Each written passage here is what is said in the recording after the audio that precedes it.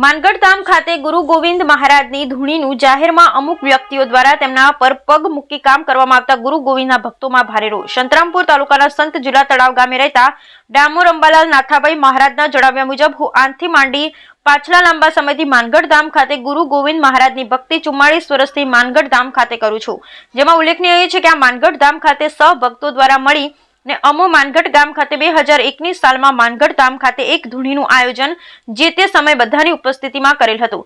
જેમાં તાજેતરમાં 24 વર્ષો સેવા કર્યા બાદ તારીખ 9/12/2024 ના રોજ આ માનગઢ ધામ ખાતે મૂકવામાં આવેલ ધૂણીમાં ધૂણી ઉપર કોઈ 2 થી 3 વ્યક્તિઓ દ્વારા ધૂણી પર પગ મૂકી આ ધૂણીનું જાહેરમાં અપમાન કરી કામ કરતા અમુક વ્યક્તિઓને એક વિડીયોમાં જોવા મળે છે।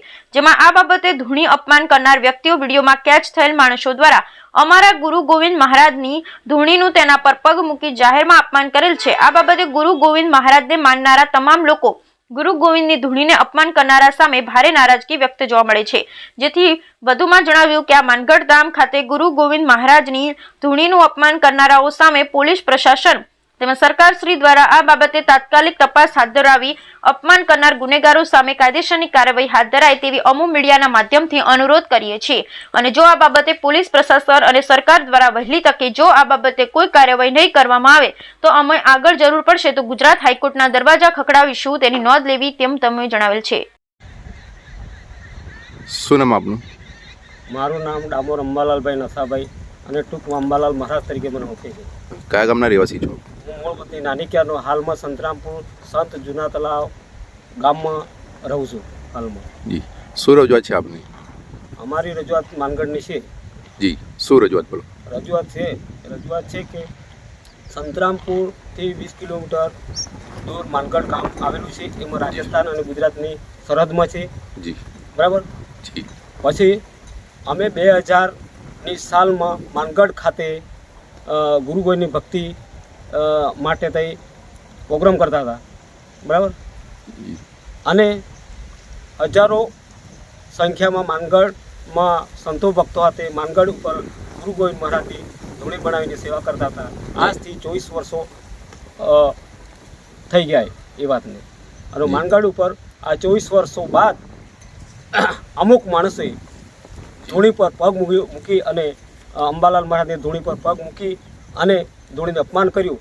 અંબાલાલ મહારાજની ધૂણીને અપમાન નથી, મારા ગુરુ ગોવિંદ મહારાજની ધૂણીને અપમાન કર્યું છે। અને મારા સર્વ ભક્તજનો બધા નિરાશામય કે ધૂણીનું અપમાન ના થવું જોઈએ।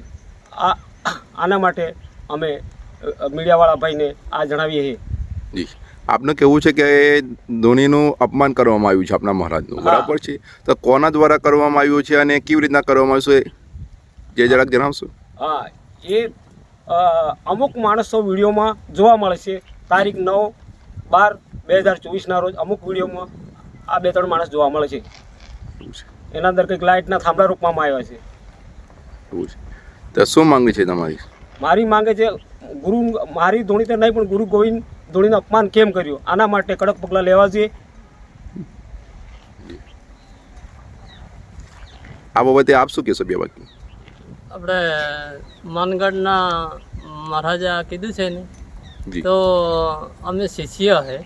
જી, ભક્તિ કરીએ ગુરુ ગોવિંદને, જી, બરાબર। એટલે આ ધોણીને કોઈ અપમાન કર્યું છે, બરાબર, તો અમે માંગણી માંગી રહ્યા છીએ। જી, શું નામ આપનું? કમલેશભાઈ સુખરાભાઈ ડામોર। ગામ કયું? ગામ સંત પિંડાતલ જૂના તળાવ। જી, શું નામ છે આપનું? આપનું શું કેવું છે આ બાબતે? બે વાક્યો એમ કહ્યું છે કે જે આ મહારાજે કીધું બરાબર છે અને જે આ ધોણીનું અપમાન કર્યું છે એનું કાયદેસરમાં આગળ કાર્યવાહી થરો એવી મારી ઈચ્છા છે। જી, જી।